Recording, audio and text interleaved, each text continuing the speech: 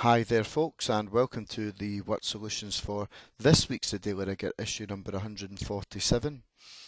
Okay, so our top story this week, a science teacher from rural Kenya, Peter Tabichi, has won the $1 million prize for the world's best teacher. And did you know he even gives away 80% of his pay to support disadvantaged pupils? What a fantastic man. Anyway, we've to write this figure as a fraction in its simplest form. Well, 80% of course means 80 out of 100. So here we have it as a fraction, but of course we can simplify it.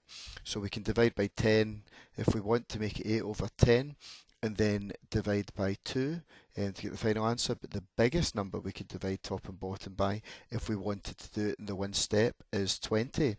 So 80 divided by 20 is 4, and 100 divided by 20 is 5. So the answer we were looking for was 4/5, and a very well done to Peter again.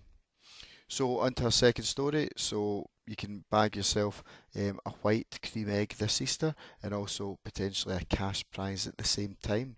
So first of all, we're asked how many eggs contain £10 in prize money. So we know there's 872 eggs in total, but what we could do is add up the eggs that we know of. So there's 9 with 10,000, 22 with 1,000, 66 with £100, and 700 with £50. So altogether that comes to 797 eggs. So we take that away from the total number of eggs, so that's 75 eggs which contain £10 cash prizes. So what's the total value of all the prize money? Well, let's just work it out. So 9 times 10,000, 22 times 1,000, 66 times 100, 700 times 50, and now we know that there's 75 with £10 in them, so that's 75 times 10. So altogether that comes to this big long number here. So we have to write this in words. So it's 122,850. So good luck this Easter if you're looking at taking up that challenge. Okay, so on to our third story now. So by the year 2022, all cars have to have speed limiting technology via a satellite. So it actually forces you to drive within the speed limit. And the aim of this ambitious plan is to cut road deaths to zero by the year 2050. So we're asked here, on average, how many daily road casualties were there in the United Kingdom in 2017? Well, it tells you from the graph there was 1,793 for the year. So to work out the daily amount, we divide by 365, because of course 2017 was a non-leap year. So that comes to 4.9123 dot dot. And if you round it to the nearest whole number, well, 5 or more we round up. So that's going to be 5 to the nearest whole number. So 5 road casualties every single day.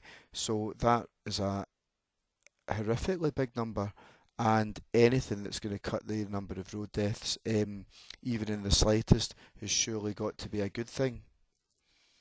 I'm sure you'll all agree with that.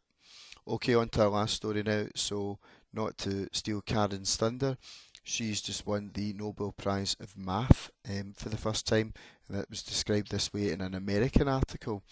So it's called the Abel Prize, and it was first awarded in 2003, and it's got a 6 million Norwegian kroner cash prize. So who won more, Peter or Karen? You must give a reason for your answer. Well, Peter won dollars and Karen 1 kroner. So we need to change both of these currencies to the same amount so that we can compare them. So why don't we try and change Karen's amount into dollars? So 6 million written out as a number is 6 with 6 zeros, and we can change into pounds by dividing by the exchange rate. So if we're changing back into pounds, we divide by the exchange rate.